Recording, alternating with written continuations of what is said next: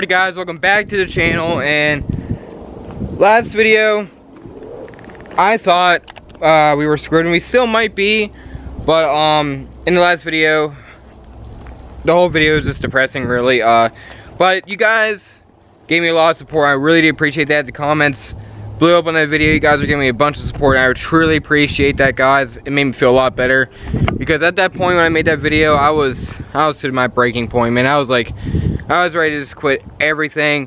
But now I actually took Reaper out this weekend, regardless of the knocking noise, which at this point I don't think it's a rod knock or anything to be really concerned about right now until something happens. But I drove it all weekend. The car has a few hiccups still, of course. I mean, the motor swap, there's gonna be little bugs here and there.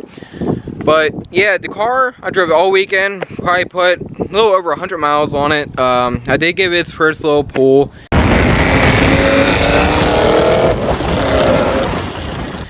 And yeah, so the knock hasn't gotten any worse. And yeah, so that's pretty much where we're at. But yeah, I want to make this update video. There are a few hiccups that I do want to mention. The alternator is the very original alternator that came with the car from factory and is finally going out. The battery light is coming on. The alternator is whining louder than the supercharger. Sounds like a Terminator on steroids.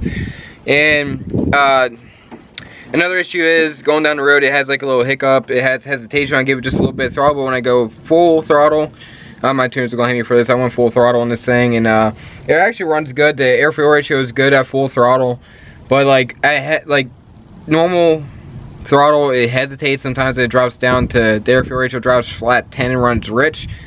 So I did some research. One, it could be the alternator, you know, not giving enough power. That's one thing.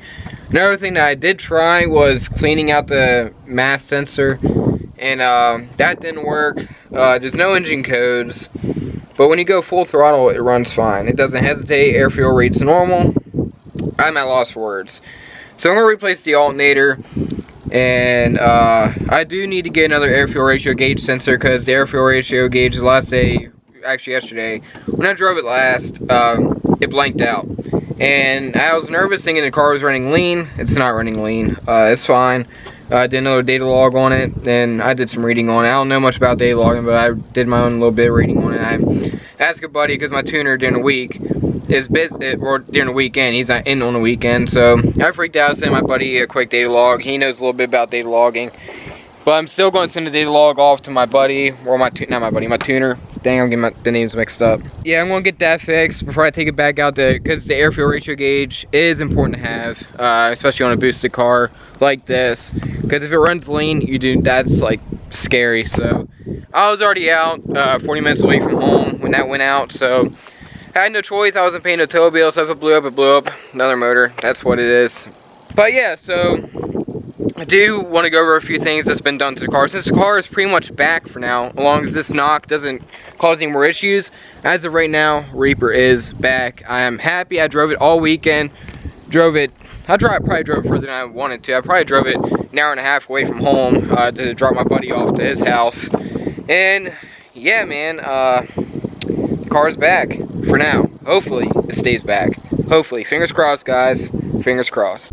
So some of y'all wanted to know the cost of a motor swap, how much I pay. I'm gonna give you an estimate. It's not gonna be exact, but I'm gonna get as close as possible.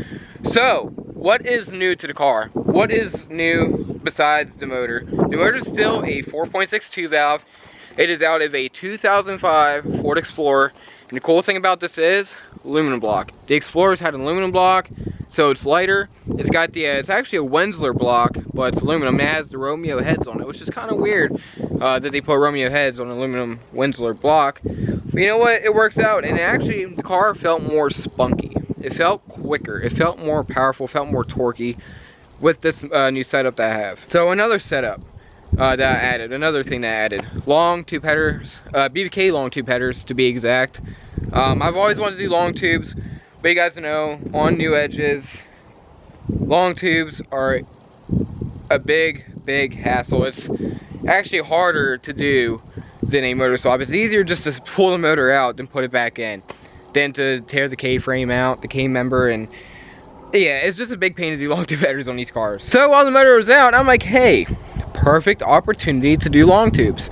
Drop it all in at once. So that's what we did, and it was so easy.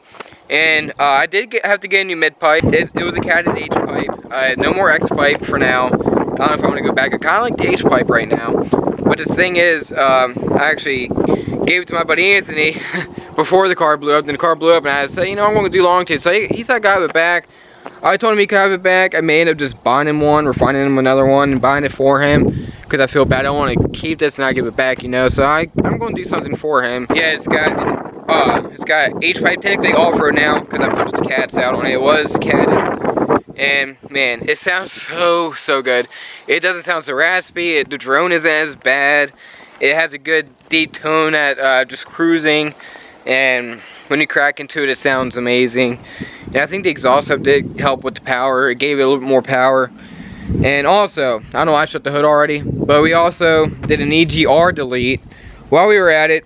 The reason I did the EGR delete is because the EGR2 broke. So we just literally plugged everything off that would need to be plugged off, and yeah, and made a custom plate out of aluminum. So that's pretty much what we did. The plate is not the prettiest. I'm thinking about making a custom plate, but for now, I'm just gonna rock with the homemade plate. Also, I added a street performance.